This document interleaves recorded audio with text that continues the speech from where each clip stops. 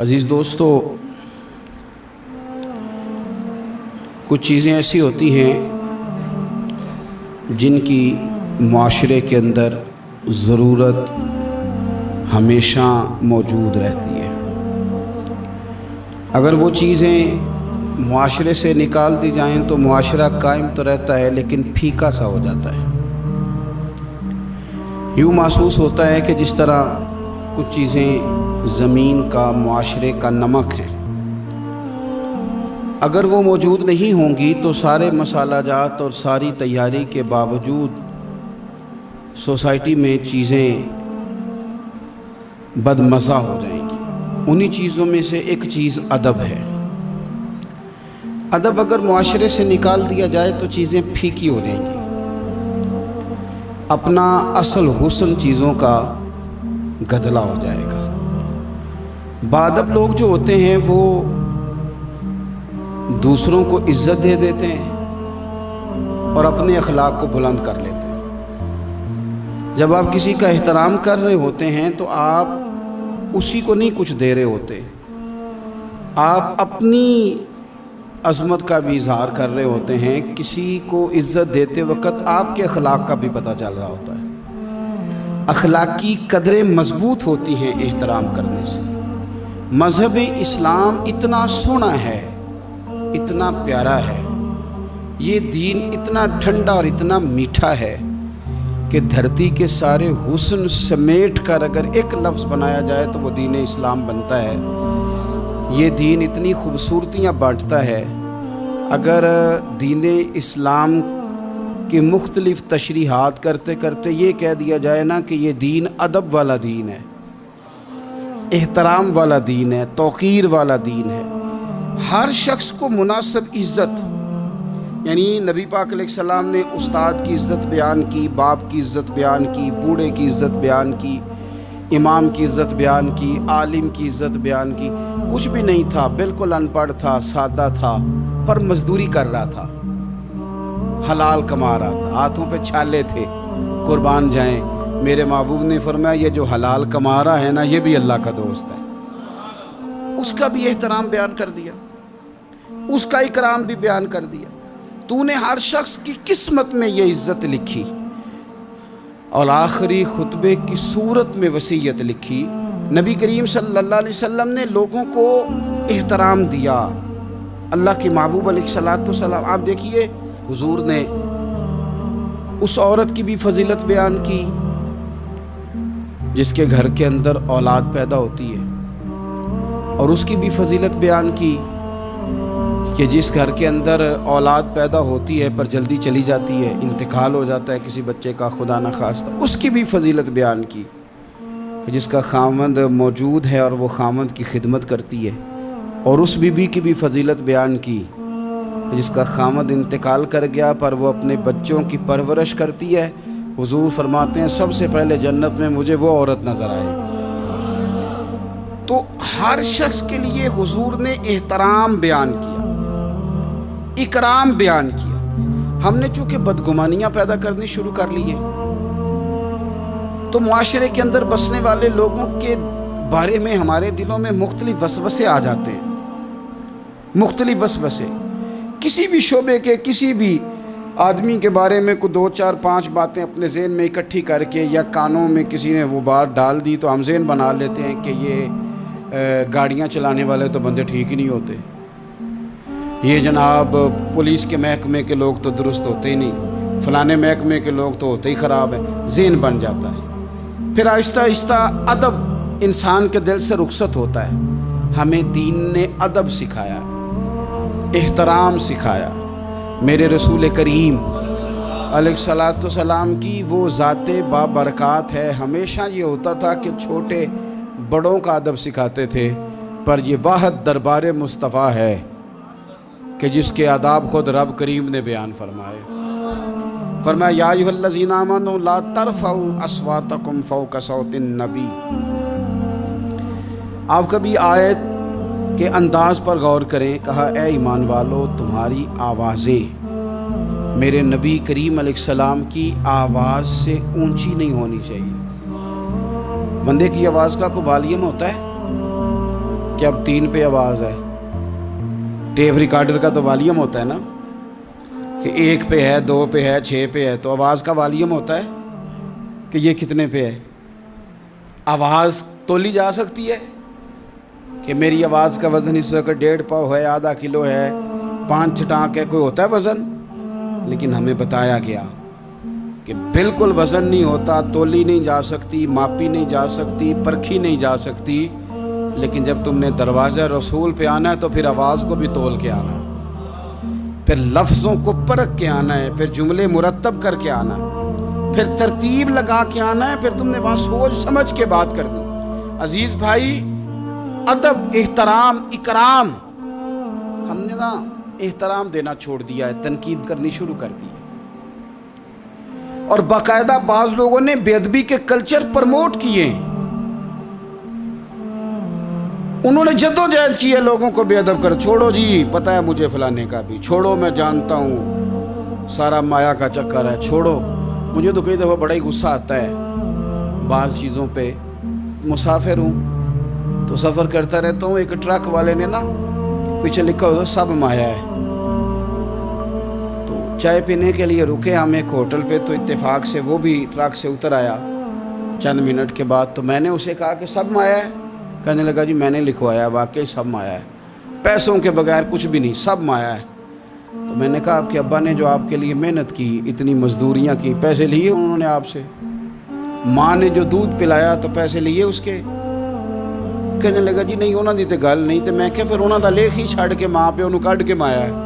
وہ کسی کا تو استثناء کر، کسی بندے کا ہی نام لے لے کہ نہیں فلانا ٹھیک ہے، تو نے تو لکھ دیا سب ہی مایا ہے، سب پیسے کا چکر. وہ کسی کو تو معافی دو، کوئی تو بندہ ٹھیک ہو تمہاری نظر میں، کوئی بھی صحیح نہیں. اس طرح کیسے ہو سکتا ہے؟ تم کہتے ہو کوئی ٹھیک نہیں، اور بنانے والا کہتا ہے لقد خلقنا الانسان فی احسن تقویم، میں نے بنائی بڑے سونے ہیں، تمہیں ٹھیک کوئی نہیں لگتا. بنانے والا کہتا ہے میری تقویم ہی بڑی اعلیٰ ہے، میں نے بڑے سونے بنائے ہیں، تم دیکھو تو صحیح، انسان میرا شاہکار ہے. اب آپ دیکھیں کہ جب آپ ذہن بنا لیں گے کہ دنیا غلط ہے تو بے ادبی کریں گے، لیکن اگر ذہن بنائیں گے کہ یہ مخلوق ہے اور بنائی ہے میرے رب نے، اور بڑی سونی کر کے بنائی، اور بڑی حسین کر کے بنائی، اور بڑی اعلیٰ کر کے بنائی. الذی خلقک فسواک فعدلک فی ای صورت ما شاء رکبک. وہ کہتا ہے جیسی صورتیں میں نے چاہی نا ویسی میں نے بنائی. یہ تیرا چہرہ نہیں ہے، یہ تو رب کی چاہت ہے، یہ تو رب کی چاہت ہے، اللہ کی چاہت ہے. تو جو ہے تو احترام ہی نہیں کر رہا. احترام کریں، اپنے بڑوں کو عزت دیں اور سب کو احترام دیں. نبی پاک علیہ السلام نے فرمایا عالم کو علم کی وجہ سے، بزرگ کو عمر کی وجہ سے، اور اپنے حکمران کو عہدے کی وجہ سے عزت دیا کرو. ان کو احترام دو. آپ ہر شخص کا اس کے منصب کے لحاظ سے دیکھیں. ایک ہوتا ہے باتیں کرنا، باتیں کرنے میں بھی کوشش کریں پہلے کسی بزرگ کی سنیں، کسی بڑے کی سنیں. یہ ضروری نہیں کہ بزرگ پڑھا لکھا ہی ہو، کئی دفعہ یہ بھی ہوتا ہے کہ والد صاحب ان پڑھ ہیں، بیٹا انجینئر ہو گیا ہے. اب کوئی بندہ رشتہ دار تھا، اس نے مشورہ مانگا ہے کہ میں نے یہ مکان بنانا ہے، چھت ڈالنا ہے، تو میں 10 فٹ پہ ڈال لوں یا 14 فٹ پہ ڈالوں. تو والد صاحب مشورہ دینے لگے تھے، تو اگر بیٹا بول پڑے کہ ابا جی آپ تو پڑھے نہیں، میں تو انجینئر ہوں، آپ چپ کر جائیں، تو میرے خیال میں یہ اس کی بے ادبی ہے. اس کو چاہیے تھا والد صاحب کو بات کر لینے دیتا، اور بات کر لینے دینے کے بعد پھر وہ کہتا کہ جناب آپ بھی ٹھیک کہہ رہے ہوں گے تجربے کی روشنی میں، پر جو میں نے پڑھا ہے اور جو میں نے سیکھا ہے اور جو میرے سمجھ میں آیا ہے وہ یہ ہے. کچھ لوگ زیادہ سمجھدار ہیں، وہ بولنے نہیں دیتے، وہ ساری باتیں کر جاتے ہیں، خود ہی سب کچھ بیان کر جاتے ہیں. سوال بھی اپنا، جواب بھی ان کا اپنا، معاشرہ پڑھا بھی انہوں نے سارا ہی ہے، سمجھ بھی انہیں ساری ہے، یعنی ساری بات ہی خود سنا کے وہ کہتے ہیں جی ویسے ہمیں پتہ تو ہے، ہونا تو یہی ہے، پتہ تو ہمیں ہے ہوتا کیا ہے، لیکن چلے آئے ہیں تو آپ بھی کچھ بتا دیں. تو کئی دفعہ دل کرتا ہے کہ بندہ ان سے کہ میاں جب سارا پتہ ہی ہے تو پھر فیصلہ بھی لے لینا چاہیے تھا، پھر آپ کو کوئی ڈیسیژن کر لینا چاہیے تھا، پھر کہیں آنے جانے کی ضرورت کیا تھی. یہ چیزیں انسان کو اخلاقی کمزوری میں مبتلا کرتی ہیں۔ میرے نبی پاک صلی اللہ علیہ وسلم دیکھیے سمجھاتے کس طرح سے ہیں۔ 3 صحابی حضور کی بارگاہ میں حاضر ہوئے، حضرت سیدنا معیسہ بن مسعود، حضرت خویسہ بن مسعود، حضرت عبد الرحمن بن سہل۔ حضرت عبد الرحمن بن سہل جو تھے وہ ان سب سے عمر میں چھوٹے تھے، یہ 2 بڑے تھے۔ تو عبد الرحمن بن سہل تھے چھوٹے، پر انہوں نے بات پہلے کرنی شروع کر دی، اور جب وہ بات پہلے گفتگو شروع کر رہے تھے اور گفتگو بڑھ بڑھ کے کرنا چاہ رہے تھے، آگے بڑھ رہے تھے، خیال کر رہے تھے کہ مجھے بات پہلے کرنی چاہیے، اب بات ہی کرنی تھی نا، کوئی حرج نہیں ہے، پہلے چھوٹا کر لے، کوئی مسئلہ۔ اگر آپ دوسرے نقطہ نظر سے دیکھیں گے تو کوئی حرج تو نہیں، ٹھیک ہے پہلے چھوٹا بات سنا لے۔ بہو نہیں بولنے دیتی کئی دفعہ، وہ کہتے پہلے میری سنو، داماد نہیں بولنے دیتا، اس کی مرضی ہے، بچے بیٹے نہیں بولنے دیتے، وہ کہتے ہیں ابا جی آپ تو تھے ہی نہیں، ہمیں زیادہ پتہ ہے، بول پڑتے ہیں، کیا کیا جائے۔ لیکن 3 صحابہ آئے ہیں، حضرت عبد الرحمن بن سہل چھوٹے تھے، انہوں نے بات حضور کو پہلے سنانی چاہیے، حضور تو سب کے نبی ہیں نا، اور سرکار نے تو سب پر کرم نوازی کرنی ہے، سننی ہے۔ وہ پہلے سنانے لگے تو حضور نے روک دیا، فرمایا آپ ذرا ٹھہر جائیں، ابھی آپ بات نہ کریں، پہلے بڑوں کو بات کر دیں۔ یہ تعلیم بیان فرمائی کہ گفتگو میں بڑوں کو پہلے موقع دیا جائے، بڑے کیا کہتے ہیں ان کی بات پہلے سنی جائے گی، ان سے پہلے پوچھا جائے گا کہ معاملہ کیا ہے۔ ہم بزرگوں کو موقع ہی نہیں دیتے۔ میں بڑے درد کے ساتھ یہ بات عرض کرتا ہوں، ہمارے نوجوانوں نے بزرگوں کو ریٹائر کر کے کونوں کے ساتھ لگا دیا، کوئی مشورہ نہیں کرتے، فیصلے کر کے بتاتے ہیں۔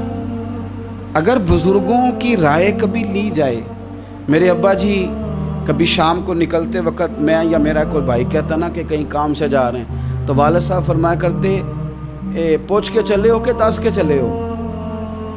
نہیں سمجھ آئی بات، پوچھ کے چلے ہو کہ؟ تو وہ پوچھتے ابا جی یہ پوچھ کے 10 کے دا کی فرق ہے؟ تو والد صاحب فرماتے کہ پوچھ کے جانے دا مطلب ہے کہ جی تسی اجازت دیں دے ہو تے جائیے۔ کہنے نے پتر پھر شاید میں تانوں آکھاں کہ رات پہ گئی ہے، شام ہو گئی ہے، میرا دل نہیں، تسی باہر نکلو۔ تو جی تسی صرف 10 کے چلے ہوتے پھر اساں کی کر لینا ہے؟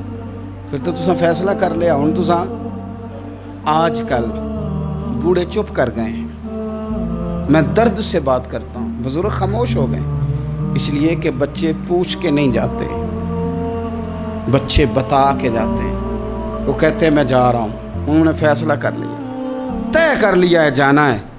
اگر کبھی ان سے پوچھا جائے، اگر ان کو احترام دیا جائے، میں بڑی دفعہ کہتا ہوں، پھر کہتا ہوں کہ شاگرد پجاروں پہ بیٹھا ہو نا اور PhD کر گیا ہو، اور استاد میٹرک PTC ہو اور ابھی بھی سائیکل ہی چلاتا ہو، تو آئے کبھی رستے میں ملاقات ہو جائے شاگرد کی استاد سے، اور شاگرد پجاروں سائڈ پہ کھڑی کر کے اپنے استاد صاحب کو پہلے سلوٹ کرے، اور پھر وہ کہے کہ استاد جی لڑکا لے آتا ہے سائیکل، آپ پجاروں پہ بیٹھے، میں گھر چھوڑا ہوں آپ کو۔ استاد صاحب نے جانا بعد میں سائیکل پہ ہی ہے، ان کا نہیں بیٹا اللہ تیرا بھلا کرے، اللہ تجھے اور لمبی عمر دے، اللہ تجھے اور ترقیاں دے، اس نے سائیکل پہ ہی دوبارہ بیٹھنا ہے۔ لیکن جب وہ استاد دوبارہ سائیکل پہ بیٹھتا ہے تو اسے یوں محسوس ہوتا ہے کہ میرا سائیکل پجاروں سے مہنگا ہے، کیونکہ پجاروں تو سلوٹ کرتی ہے میرے سائیکل کو۔ لیکن کبھی غریب استاد کے قریب سے امیر شاگرد گزر جائے تو تکلیف ضرور ہوتی ہے کہ یار تو میرے پاس سامنے پٹی پہ بیٹھ کے پڑھتا تھا اور آج تو کہاں پہنچ گیا۔ جب ہم احترام کرتے ہیں تو سوسائٹی میں قدریں بڑھتی ہیں یار۔ لوگوں کو کیا مثلاً فرق پڑے گا اگر آپ اماں کو راضی کر لیں؟ کیا ہوگا؟ ماں بیچاری کی ساری زندگی پردے ڈالتے بیت گئی۔ ابا نے آ کے پوچھا کہاں گیا ہے وہ کہتی ادھر ہی تھا، مجھے بتا کے کہ ابھی آ جائے گا، وہ مجھے کہہ گیا تھا کہ میں نہیں ادھر ہی تھا، کچھ بھی نہیں، ایسی کوئی بات ہی نہیں۔ ساری زندگی پردے ڈالتے بیت گئی۔ ابا کئی دفعہ گھر میں لڑائی کی، بیٹے کو مارا، اماں نے آگے بڑھ کے پتر کے حصے کی مار بھی کھائی، لیکن اسی بیٹے کی شادی کر دی تو اماں کو پتہ چلا کہ اوہو میں تو سمجھدار ہی نہیں تھی، میرا تو پتر مجھے کہہ رہا ہے اماں تو بھی تو کبھی سیانی ہو جایا کر دو۔ अगर वो बोलती है तो तू ही चुप कर जा, तो फिर उसे एहसास होता है कि ओहो मैं तो सारी ज़िंदगी बेवकूफ़ रही, मैं तेरा दिफा करती रही, तेरे हिस्से के थप्पड़ खाती रही, और मुझे आज तूने बताया कि तू सियाणी नहीं थी, आज तूने बताया कि तू अक्लमंदी नहीं थी। अम्मा तुझे क्या पता, मेरी बीवी के सामने तू ही सियाणी हो जा। वो टूट जाती है, बिखर जाती है।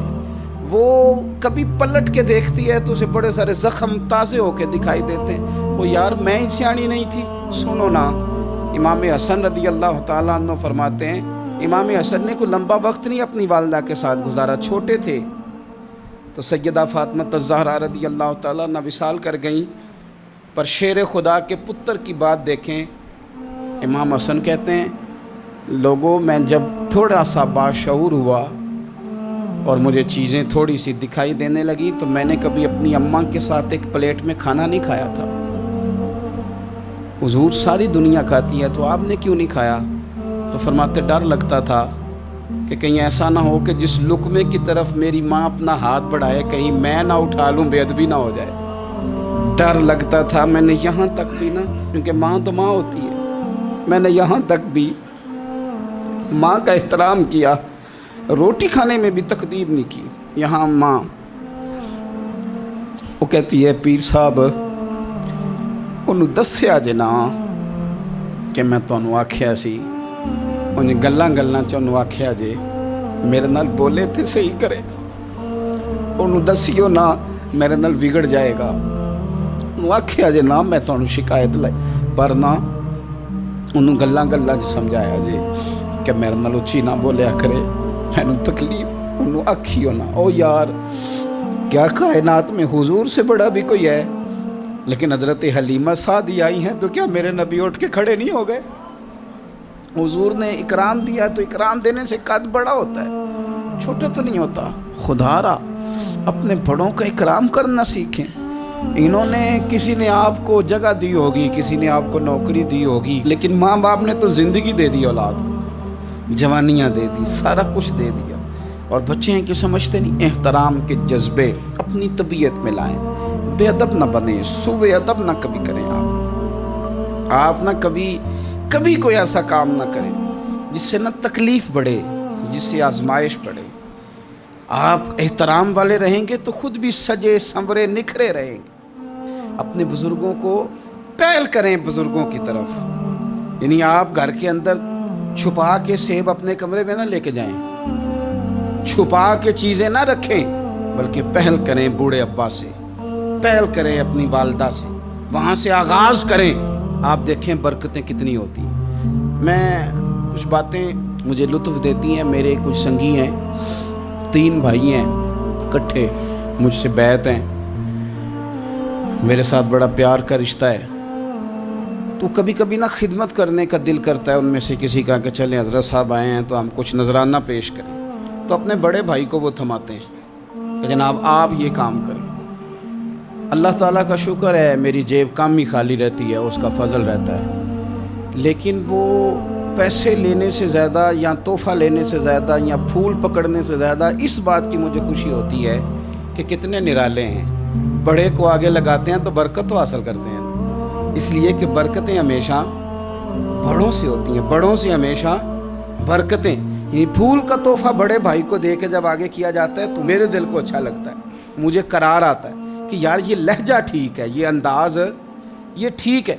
अपने बड़ों को आगे रखें, बड़ों को कलाम करने का मौका पहले दें। घर में कोई चीज़ लाएं तो तकदीम करें। हमारे यहाँ ना अब जो उस्तादी शागिर्दी आई है ना, ये बड़ी ख़तरनाक है। हमारे एक कारी साहब थे, एक मदरसे में पढ़ाते थे, बड़ा मारा करते थे, और मैं उन्हें मजाक भी करता था, कभी कभी अज़राए मोहब्बत मज़ाह करता था। मैं उनसे कहता था कारी साहब आप शायद मार खा के पढ़ें इसलिए बच्चों से बदला लेते हैं। तो कुछ दिन पहले, कुछ अरसा पहले मुलाकात हुई तो मैं उनके इदारे के करीब से गुज़र रहा था, तो मैंने उनका ना वो डेस्क वगैरह चेक किया तो उनके पास ना छोटी लैदा होती थी, पाइप 2 किस्म के लैदा होते थे, पानी वाला लैदा और गैस वाला अलहदा। बड़ा मारते थे बच्चों को। मुझे भी इख्तलाफ था इस बात से, मैं उनको गुजारिश भी करता था। तो मैं گیا تو وہ جس طرح، وہ خیر استاد کمال کے تھے، انہوں نے بڑے کامیاب حافظ تیار کیے، اور ویسے بھی بندہ بڑا بااصول، بڑے اچھے، بڑے نفیس۔ میں نے ان سے کہا کہ وہ خیر ہے، چھوٹیاں چھوٹیاں کدھر گئیں آپ کی؟ کہنے لگے حضرت صاحب نہ شاگرد رہے، نہ استاد رہے، نہ وہ ماں باپ رہے۔ کہنے لگے پتہ نہیں 2-4 سالوں میں کیا ہوا ہے؟ تو میں نے کہا آپ کو تو کوئی منع کاری نہیں، میں نے کئی دفعہ سمجھایا تھا، آپ باز نہیں آتے۔ کہتے تھے اب آ گیا ہوں، اس لیے کہ ایک کو چھڑی مار رہے ہوتے ہیں تو دوسرا ساتھ ویڈیو بنا رہا ہوتا ہے۔ پہلے طالب علم اس طرح کی توہین کا رویہ استادوں کے ساتھ نہیں کرتے تھے، وہ کہتے تھے جیسے بھی ہے فیض استاد سے لینا ہے۔ اب آپ ذرا گھور کے دیکھیں تو کہتے ہیں لاؤ کتابیں، جا رہا ہوں بڑے مدرسے، بڑے کالج، بڑے اسکول۔ میں نے اپنی زندگی میں دیکھا کہ ہمارے بڑے کہتے تھے، کبھی گھر آ کے بتاتے نا استاد جی نے مارا ہے، تو کہتے تھے کسی غلطی سے مارا ہوگا، اور اس طرح کے سخت لفظ بولتے تھے کہ ہمیں لگتا تھا کہ ہمارے بزرگ ہمارے ساتھ زیادتی کر رہے ہیں۔ وہ کہتے تھے کہ مینوں ہڈیاں چاہیے نے پڑھیا ہوئے، یہ لفظ کہتے تھے میرے ابا جی میری اماں، ہڈیاں دیا جے سانوں پر دیا جے پڑھیا۔ اب کیا ماحول ہے، ڈر آتا ہے، بچے گھورتے ہیں۔ ان کی اماں آ کے کہتی ہے تو 8,000 کا مولوی ہے، میرا 1.25 کروڑ کا بچہ ہے، تیری طاقت کیسی ہوئی چودھری کے بچے کو ہاتھ لگانے کی؟ اتنی تیری جرت کہ انہوں نے میرے بیٹے کو ہاتھ لگایا ہے؟ کروں گی نا کل بندے کٹھے، تیری کراؤں گی چھوٹی مسجد سے، تو اتنی تیری طاقت کہ تو میرے بچے کو مارے۔ ہم نے نا پرموٹ کی چیزیں، پرموٹ۔ حضرت خواجہ حسن بصری رحمت اللہ علیہ فرمایا کرتے تھے ادب نہ ہو تو علم آ ہی نہیں سکتا، اس لیے کہ کتابیں رہنمائی کرتی ہیں، کتابوں کی ترجمانی تو استاد نے کرنی ہے۔ تو اگر آپ وہ احترام ہی نہیں ہے، وہ طبیعت ہی نہیں ہے، وہ ذوق ہی نہیں ہے، سیکھنے کا وہ خاص جذبہ ہی نہیں ہے۔ ہمارے صاحب رحمت اللہ علیہ فرمایا کرتے تھے بہت سارے لوگ بڑے بڑے درویشوں کے پاس جا کے خالی آتے ہیں۔ حضور کیوں؟ فرماتے تھے اس لیے کہ کشکول سیدھا نہیں کرتے، پیالہ سیدھا نہ ہو تو خیرات آیا نہیں کرتے، ادب نہیں کرتے، احترام نہیں کرتے، پیالہ سیدھا نہیں کرتے۔ پیالہ سیدھا نہ ہو تو وہ تو جو دینا ہو وہ بھی نیچے گر جاتا ہے۔ احترام، ایک شخص نے نا حضرت سیدنا امیر معاویہ رضی اللہ تعالیٰ عنہ سے کہا کہ میں نے زیارت کرنی ہے حضرت امام حسین رضی اللہ تعالیٰ عنہ کی، مدینہ شریف جا رہا ہوں، میں نے ان کو پہلے دیکھا نہیں ہوا، تو مجھے بتائیے امام علی مقام رضی اللہ تعالیٰ عنہ کو میں کیسے پہچانوں گا؟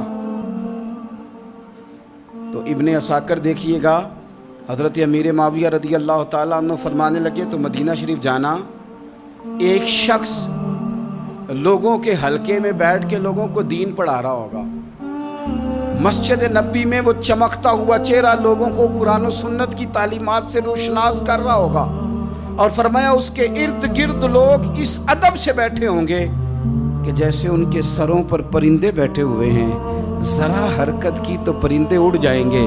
فرمایا جب وہ نورانیت والا ماحول تم دیکھو اور اتنے با ادب شاگردوں کے بیچ بیٹھی ہوئی ایک نورانی ہستی کو دیکھو تو سمجھ لینا وہی حسین ابن علی ہے، وہی ہے امام علی مقام امام حسین، کہ جو اس احترام کے ساتھ لوگوں کو انہوں نے آداب سکھائے ہیں، اس طرح انہوں نے لوگوں کو سمجھایا ہے کہ ان کے شاگردوں کا یہ رنگ ہے کہ وہ تو سر نہیں ہلاتے کہ کہیں پرندہ نہ اڑ جائے۔ اس انداز میں جب لوگ، مجھے بات یاد آ گئی، امام احمد بن حنبل رحمۃ اللہ علیہ بہت بڑے محدث تھے، تو مجھے پتہ ہے اگر آپ مجھ سے پوچھیں گے نا اس دور میں فقہ سب سے بہترین کس کو آتی ہے تو میں آپ کو بتا سکتا ہوں، کیونکہ میرا شعبہ ہے نا۔ آپ پوچھیں گے صرف ناو کا استاد کون اچھا ہے تو میں بتا دوں گا کہ کہاں پہ ہے، کون ہے، میرا شعبہ ہے۔ اسی طرح سے میڈیکل کے شعبے سے وابستہ لوگوں سے آپ پوچھیں گے کہ ہارٹ کا ڈاکٹر کون سا اچھا ہے تو بتا دیں گے۔ پوچھیں گے بھئی میں نے ایک ناک کان گلے کے ڈاکٹر کے پاس جانا ہے، تو جس کا جو شعبہ ہے اسے پتہ ہوتا ہے۔ مدرسے کے بچوں کو بھی پتہ ہوتا ہے کہ کون سا آدمی کہاں بہترین پڑھانے والا ہے۔ ایک بزرگ تھے شاہ بقی الدین ابن مخلد، وہ کہتے ہیں مجھے پتہ چلا کہ اس دور میں نبی کریم علیہ السلام کی حدیث جو سب سے بہترین پڑھاتے ہیں وہ امام احمد بن حنبل ہیں۔ ان کو حضور کی حدیث سے جو خاص شغف ہے وہ کسی اور کو نہیں۔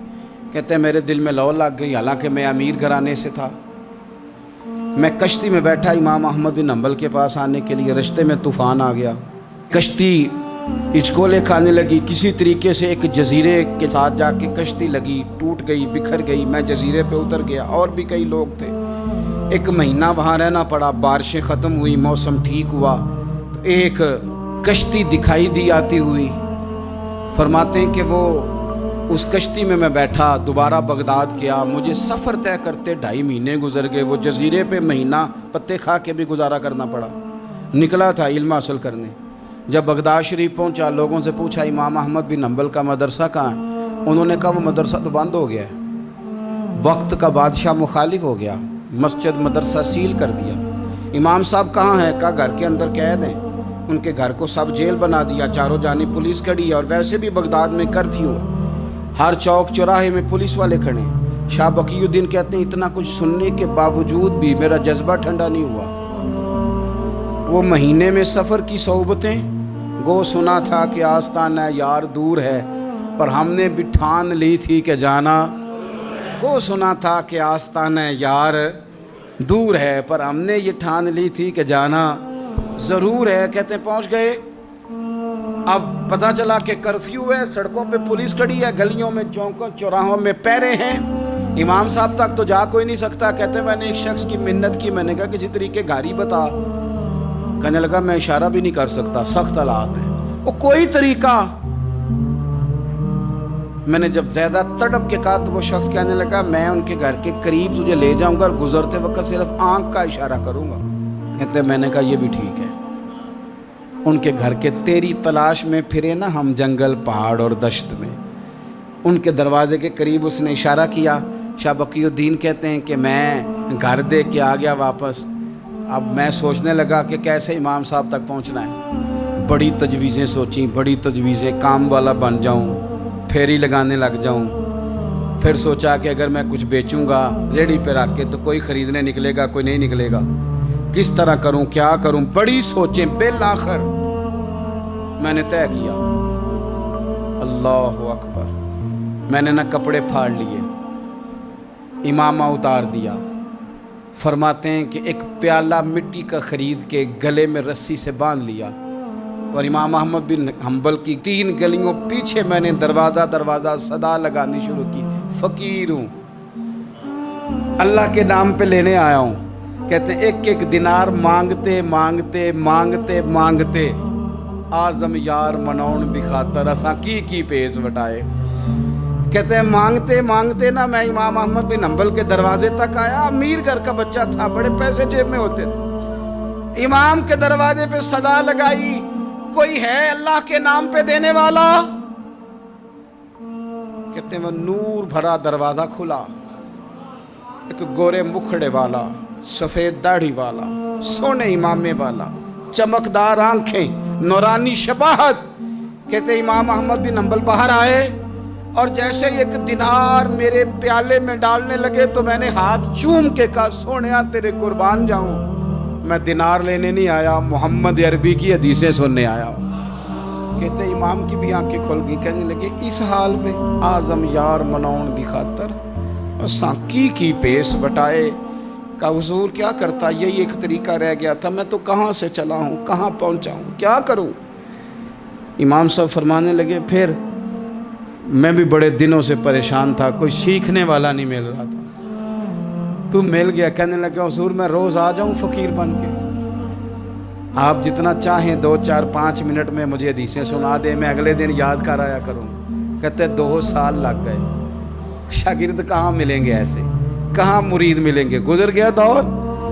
کہتے ہیں کہ میں نا ہر روز فقیر بن کے جاتا، 3 گلیاں پیچھے مانگنا شروع کرتا، کوئی شک نہ کرے، 2 سال دروازے پہ جاتا، آگے پیالہ کرتا، امام ایک دینار ڈالتے اور مصطفیٰ کی حدیثیں سناتے۔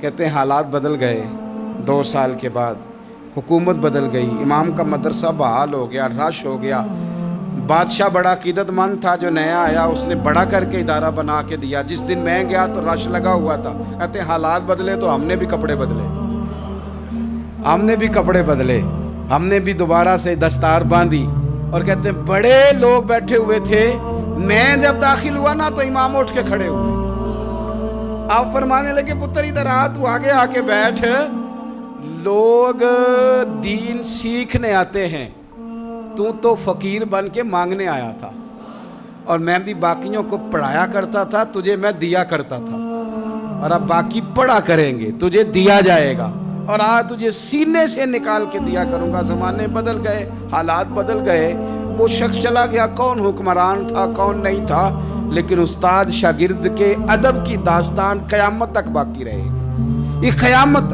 جب طبیعتوں میں احترام ہوتا ہے، جب ادب ہوتا ہے، آپ کو پتہ ہے نبی پاک صلی اللہ علیہ وسلم کو یہ ادب کتنا پیارا ہے۔